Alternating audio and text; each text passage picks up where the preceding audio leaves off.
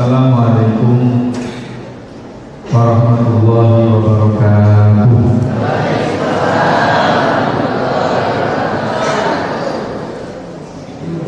Ibu-ibu yang seragam jawab apa enggak? Ibu yang seragam jawab apa enggak? Yang seragam cuma ibu-ibunya doang.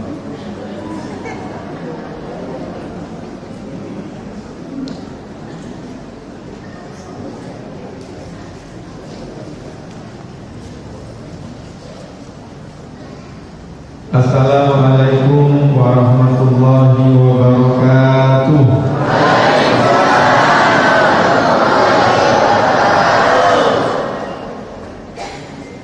Alhamdulillah, alhamdulillahilladzi an'ama 'alaina bi ni'matil iman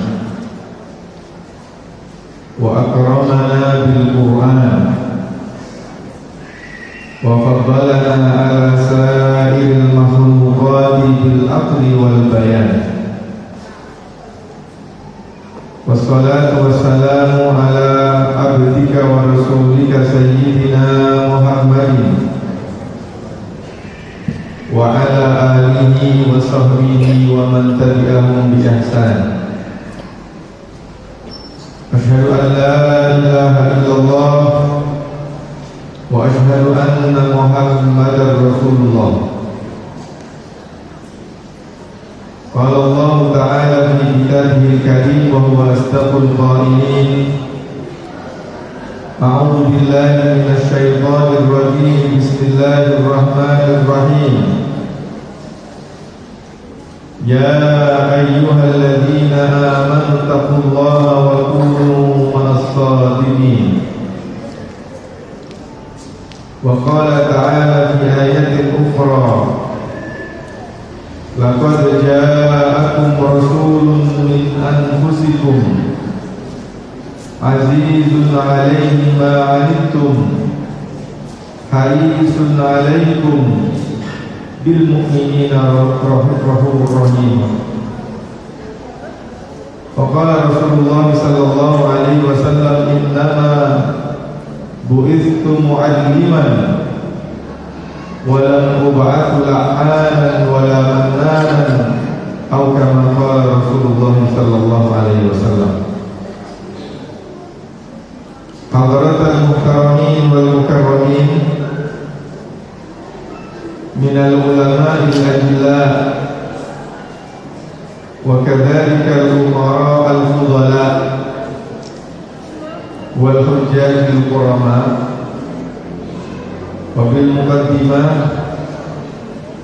Bapak Arya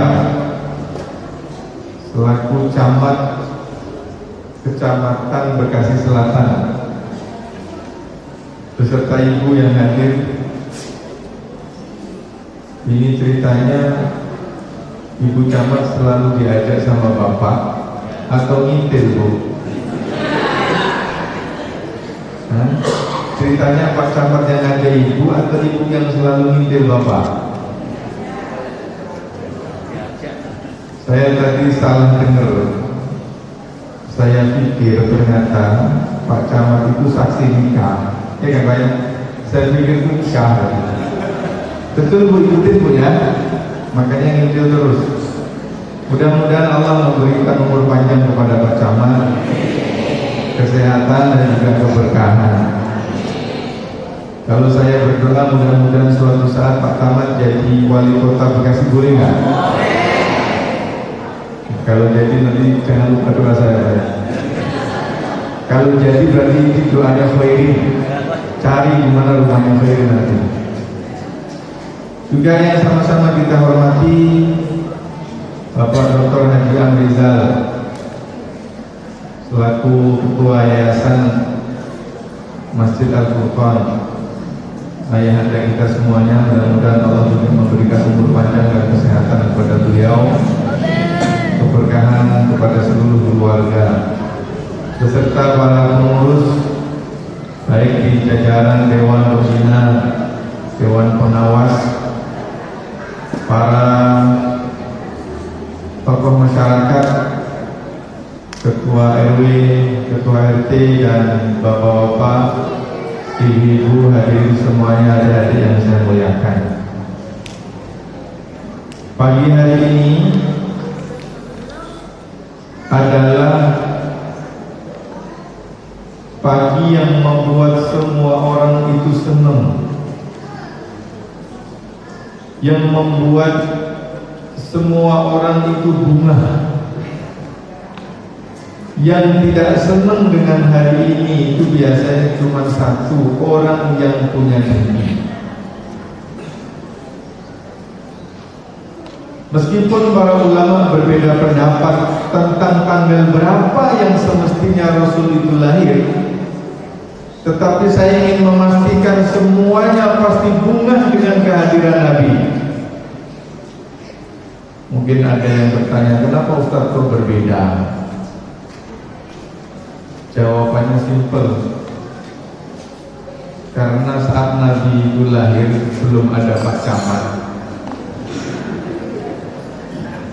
Ya kan, kalau sekarang ada Dukcapil, ya kan? Sehingga setiap bayi yang terlahir pasti dikasih tanggal kapan lahirnya, dan tidak berbeda. Jangankan kalau zaman Nabi lahir. Siapa yang masih punya bapak umur 70 tahun angkat tangan? Siapa yang masih punya orang tua umurnya 70 tahun angkat tangan? Ada apa enggak?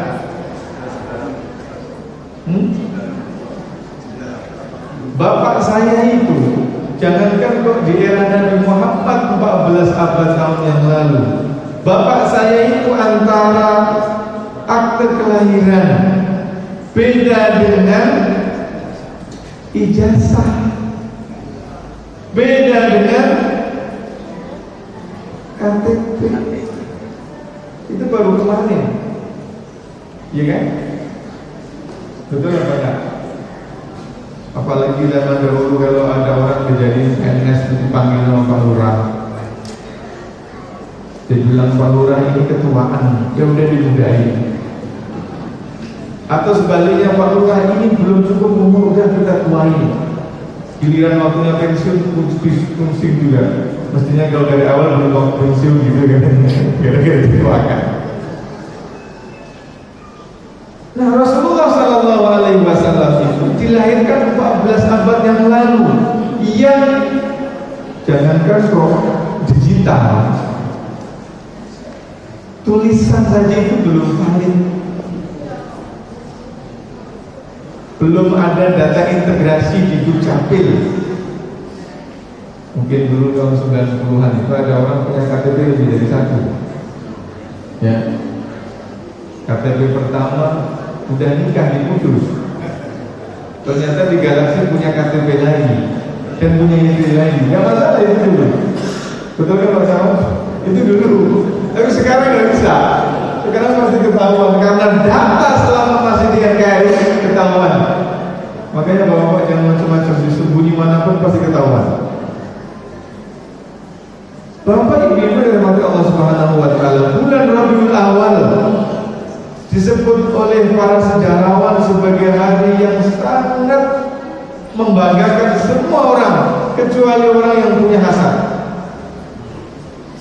Nah, oleh karena itu kalau pada hari ini kita berkumpul untuk membaca sirah Nabi, untuk mempelajari perjuangan Nabi, untuk membaca sunnah-sunnah Nabi, untuk melestarikan ajaran Nabi, maka hanya satu yang gak suka sama semua acara ini, yaitu orang yang di dalam hatinya ada. Saya sebetulnya ngerasa maulid kita pada pagi hari ini kurang lengkap, karena nggak ada apanya, nggak ada rebananya. Ini lupa atau memang gimana? Padahal menariknya di situ, ruhnya di situ. Kalau pengajian tentang Nabi itu setiap malam nggak ada kiai yang nggak baca hadis Nabi. Tapi ketika maulid itu dibaca sejarah Nabi, bisa mengambilnya dari dibai, bisa mengambilnya dari berjanji, bisa dari burdah. Bapak Ibu dari Allah Subhanahu Wa Taala, Pak Haji tadi masya Allah suaranya. Mudah-mudahan anak Pak Haji juga bisa teruskan. Apalagi bagus sekali kalau seandainya masuk Al-Quran bikin kelas seminggu sekali Pak Haji yang ngajar. Mujawadnya luar biasa suara, merinding saya di sana. Ayat yang beliau baca adalah laqad kana lakum fi Rasulillahi uswatun hasanah. Sungguh Rasulullah sallallahu alaihi wasallam itu adalah teladan kalian. Saya ingin memulakan dengan pertanyaan pertama. Kenapa Rasulullah sallallahu alaihi wasallam itu layak dijadiin teladan? Ini saya serius. Yang bisa jawab saya kasih door prize. Ya, pertanyaannya apa tadi? Kenapa Rasulullah Sallallahu Alaihi Wasallam dijadi teladan? Ini kelihatan ya. Yang bisa jawab, ini nyebutnya berapa orang berhasil? Cepet. Benar. Ini baru dari saya ya, belum dari Pak Camat ya. Mudah-mudahan Pak Camat paham. Kalau tidak tuh. Kenapa Rasul Sallallahu Alaihi Wasallam itu dijadiin sebagai teladan? Siapa yang mau berani jawab? Anak-anak dulu atau bapaknya atau ibunya? Nah ini ada yang angkat tangan. Ada mic lain nggak? Nah ini Ustaz Akmal. Kenapa Nabi itu dijadiin teladan? Itu mah.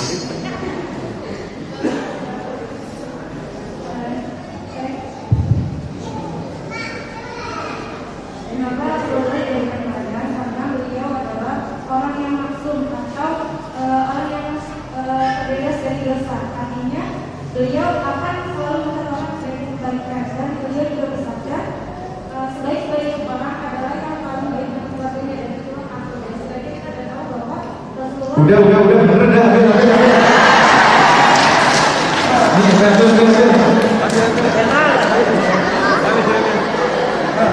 semakin panjang semakin banyak hadiah-hadiahnya.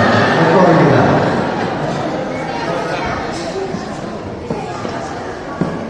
Bapak Ibu yang saya muliakan, tenang ya, yang belum dapat ada lagi. Kayaknya masih tebel ini.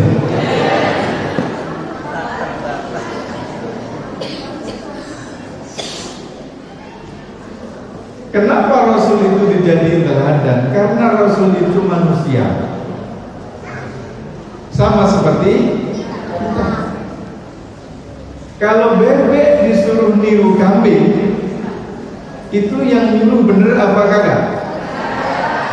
Kalau kucing disuruh niru bebek, bener apa kagak yang nyuruh? Kalau Allah Subhanahu Wa Taala nyuruh kita manusia ini untuk niru malaikat, kira-kira suruhan itu tepat apa enggak? Enggak. Dan gak mungkin Allah Subhanahu Wa Taala itu suruhannya gak tepat. Lah bagaimana kita ini disuruh niru malaikat? Sementara malaikat itu sama cepet itu gak nafsu. Ya. Sama nasi uduk kagak mau. Malaikat. Sama dolar matanya gak berubah warnanya. Sama perempuan kagak open itu kan malaikat. Coba bayangin kalau Allah tuh minta kita untuk niru Nabi dan Nabi itu terbuat dari malaikat, kira-kira ada yang bisa niru apa kagak?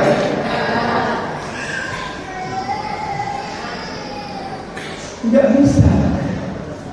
Nah oleh karena itu kalau di era zaman Rasulullah hidup, ada orang Quraisy mengatakan kenapa kok Nabi Muhammad itu dari kalangan kita, kenapa enggak dihidup daripada malaikat? Maka Allah jawab, di dalam Al-Quran, "Lau ja'alnahu malakan la ja'alnahu rajulan wa lalabasna 'alaihim ma yalbisun." Kalau seandainya kami turuti keinginan orang-orang Quraisy supaya Nabi Muhammad itu diutus dari kalangan malaikat, kami akan jadikan ia sebagai seorang laki-laki. Cuman masalahnya, apakah malaikat itu punya jantina, punya laki dan punya perempuan? Kan tidak ada. Kalau seandainya kami turuti kalau kata Allah Muhammad itu dari kalangan malaikat, pasti orang pasti nolak. Ya Allah, bagaimana kita ini bisa niru Nabi, sementara malaikat itu enggak doyan sama kambing guling, sementara kita mau. Bagaimana kita ini bisa niru Muhammad, sementara malaikat itu, nah begitu nanti orang jawab. Nah oleh karena itu, kalau seandainya kita ini disuruh ikut Nabi dan Nabi itu manusia, kan kita merasa bisa. Kenapa? Sama-sama seperti kita. Makanya Nabi Muhammad itu juga ke pasar, wa yamshuna fil aswaq ya'kuluna ta'am. Nabi itu juga makan sama seperti kita. Nabi itu rumah tangga juga sama seperti kita. Kalau apa yang saya mengatakan, sehingga secara psikologi kita ini merasa bisa. Makanya di akhir surah Taubah Allah mengatakan, "Laqad ja'akum rasulun min anfusikum." Rasul yang saya utus itu dari kalangan kalian. Kalau kalian manusia, Rasul itu juga manusia. Enggak diambil daripada kalangan malaikat, pasti kamu enggak bisa. Enggak pula diambil dari kalangan jin lah, bagaimana mungkin? Kita ini kadang-kadang enggak disuruh niru jin saja, kelakuannya udah kayak iblis. Iya kan? Enggak disuruh niru saja kadang-kadang sudah kayak pakainya Nabi. Itu alasan pertama. Alasan yang kedua, memang Nabi itu manusia, tapi level makom kompetensinya Nabi itu seolah-olah kayak dia manusia. Dan ini wajar. Kalau kita minta anak, tolong belajar supaya nanti jadi kayak Pak Habibie, kan wajar. Kenapa? Karena Pak Habibie pintar. Sehingga benchmark, contoh yang ingin kita jadiin itu yang lebih baik daripada kita.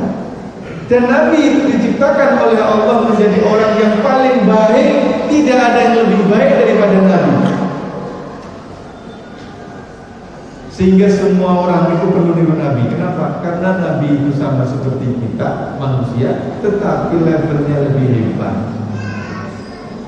Kalau saya ini guru, tetap perlu Nabi. Kenapa? Nabi punya guru. Ya, saya ini guru prestatif, guru teladan nasional.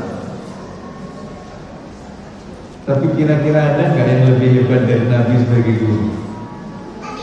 Nabi itu nggak bisa baca, nggak bisa nulis, tetapi justru di tangan Nabi itu lahir para orang-orang hebat. Guru teladan itu kira-kira bisa ngapain dia? Apa prestasinya? Saya ini berdagang. Kita nggak boleh lupa, Nabi itu juga berdagang. Bahkan sebelum jadi Nabi, umur 9 tahun sudah ke Syam, ke Syria. Bisnisnya sudah lintas negara. Saya ini jenderal, nggak boleh lupa. Nabi itu juga mimpin perang. Selama hidupnya 13 tahun Nabi itu mimpin perang sebanyak 27 kali. Kalau jenderal-jenderal kita ini kalau memimpin perang belum tentu. Sekarang udah nggak ada perang soalnya, perang hewan narkoba itu ada. Tapi kalau Nabi itu 27 perang, oleh karena itu meskipun jenderal perlu niru Nabi, wajib niru Nabi. Saya ini presiden, jangan lupa Nabi itu mimpin masyarakat. Masyarakat di Madinah itu multi etnik, ada Yahudi, ada orang Kristen, ada Quraisy, ada kafir. Nabi pemimpinnya. Nah, oleh karena itu siapapun yang hadir di sini, mulai daripada anak kecilnya, orang tuanya, kemudian ulamanya, umaranya, RT-nya, RW-nya, pengusahanya, semuanya wajib niru Nabi. Sehingga Nabi itu extraordinary people. Apa yang tidak pernah dilakukan oleh Nabi, semua dilakukan dan semuanya hebat. Bapak kalau jualan kan paling ngambil barang di mana? Nabi ngambil barangnya di mana? Di Palestina, Syria, Jordania, jarak dari Mekah berapa ribu mil. Ketika musim panas, ketika musim dingin dia pergi ke Yaman. Terus dia umur 9 tahun. Ya. Nah, makanya termasuk ketika kita berumah tangga itu juga harus niru Nabi. Kenapa? Karena Nabi juga berumah tangga dan sukses rumah tangganya. Kalau ada Nabi yang nggak sempat nikah, itu kan nggak bisa menjadi teladan. Gimana cara membangun rumah tangga yang sakinah mawaddah? Ya gimana caranya orang dia sendiri nggak pernah nikah? Nabi siapa namanya? Nabi Isa. Iya? Bisa nggak kita mempelajari kehidupan Nabi Isa dalam rumah tangga? Kan nggak ada. Kenapa? Karena belum sempat.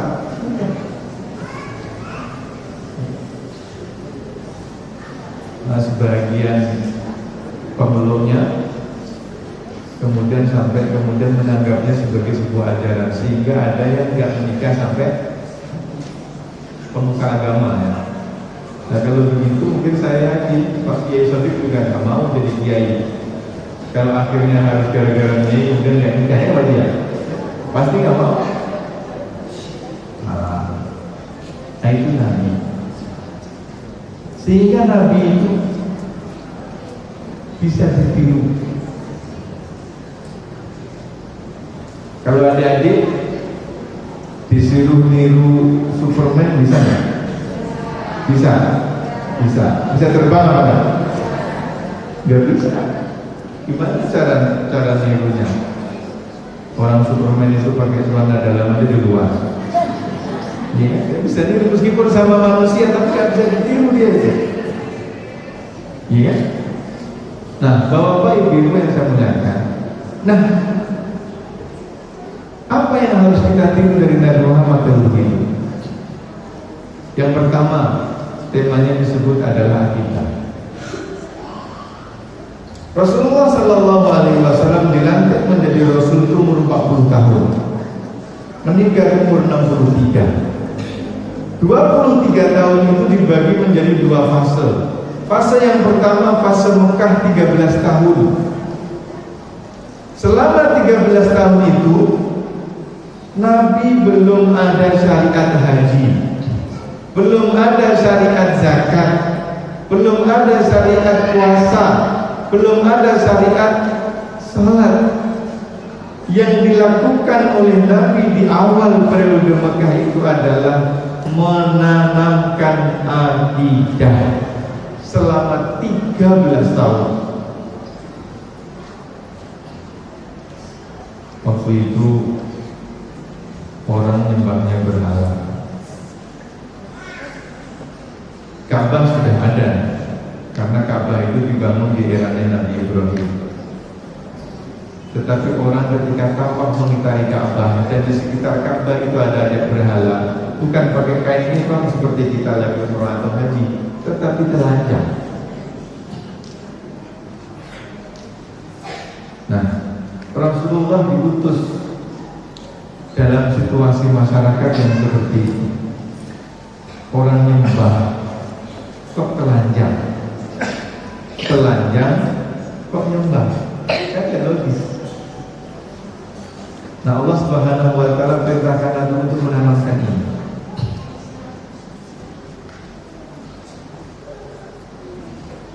semua usaha dilakukan oleh Nabi untuk memastikan supaya Allah itu yang dijadikan Tuhan oleh masyarakat Quraisy. Nah, oleh karena itu Bapak Ibu, kita perlu merenung sekaligus bertanya, sudah sejauh mana dan sebanyak mana program agenda keluarga kita ini kita gunakan untuk menanamkan dan memperkuat akidah anak-anak kita. Ibu, Bu, dalam sebulan itu Bu, kira-kira lebih banyak mana uang yang digunakan untuk membeli data pulsa atau digunakan untuk nganterin anak-anak ngaji belajar akidah?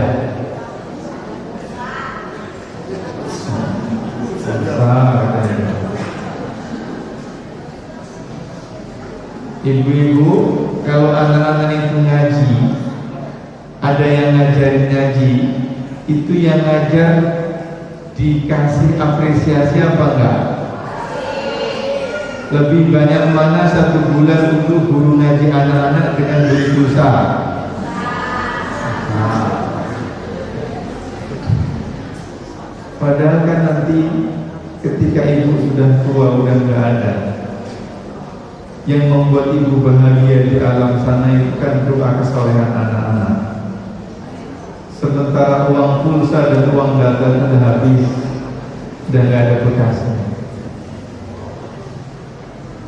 Nah, saya kemudian jadi ingat Mbah Maimun itu pernah memberi nasihat.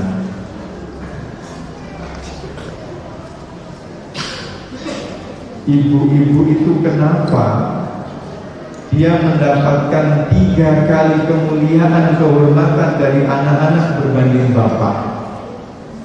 Ada orang datang kepada Nabi, ya Rasulullah, ila man khabar, kepada siapa wahai baginda saya harus berbuat bakti?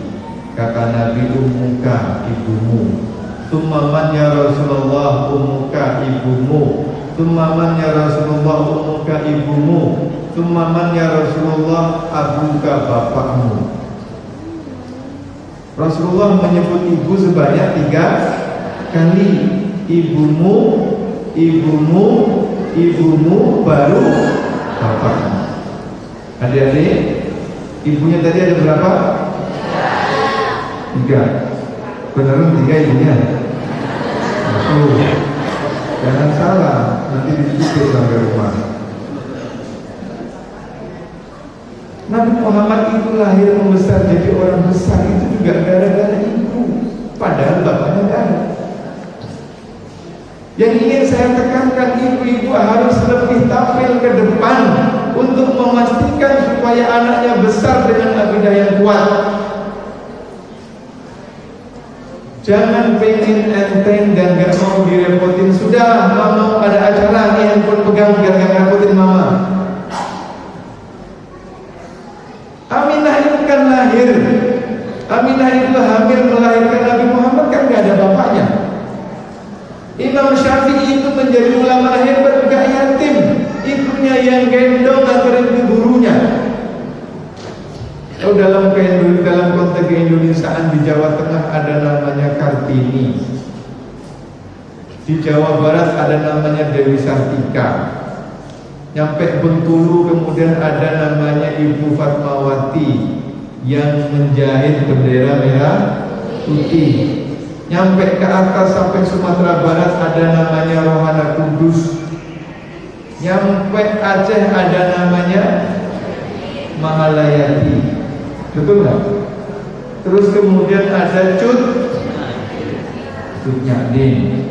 Selepas Cut Nyadin ada siapa lagi? Cut Keke.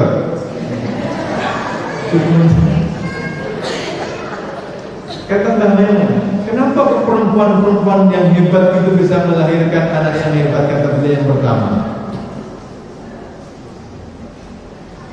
Tahu Mbah Maimun kan? Saya nggak tahu.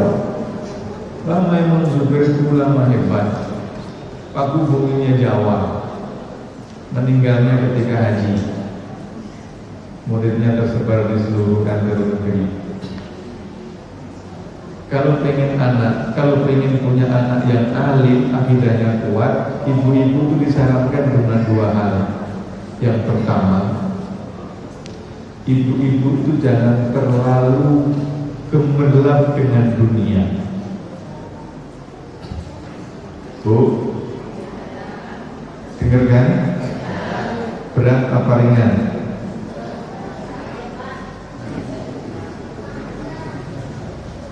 Apa tadi yang pertama, Bu? Biar anaknya alim, khusyuk dan akidahnya kuat.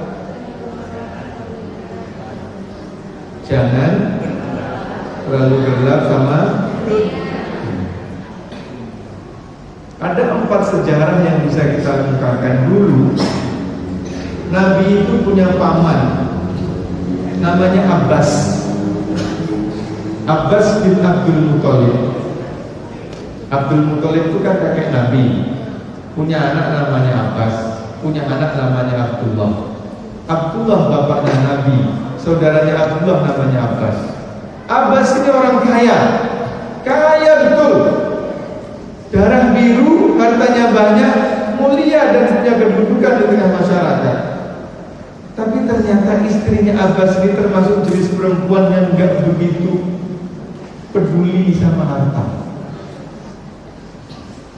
Bahkan dia ini enggak bisa dandan. Sehingga Abbas itu seringkali agak enggak nyaman kalau berdua sama istrinya dandannya apa adanya.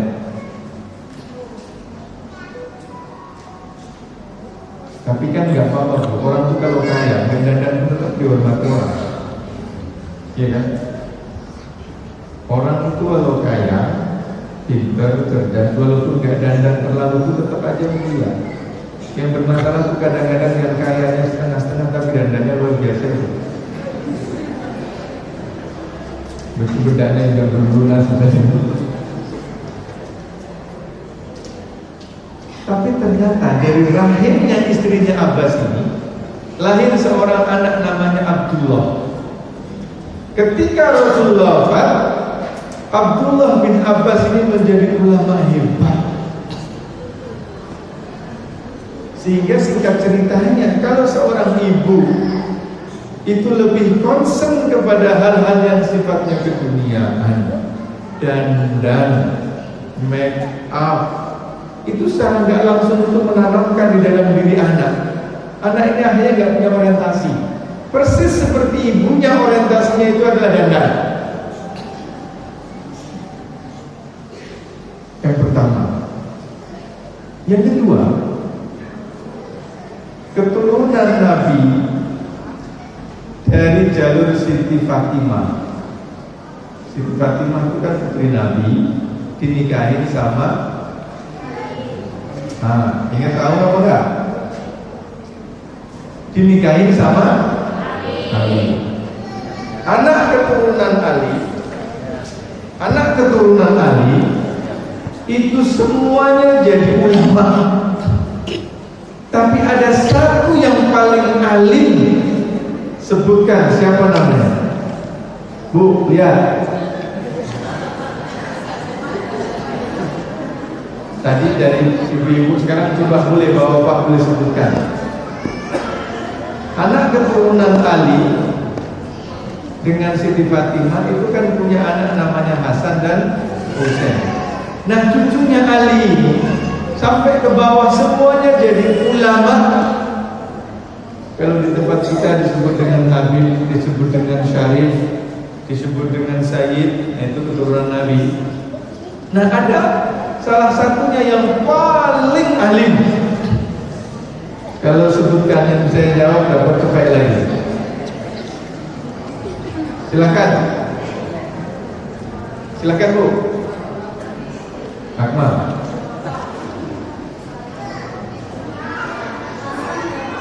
Siapa? Belum, benar.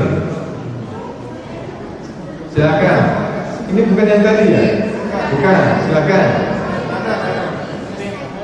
Bukan.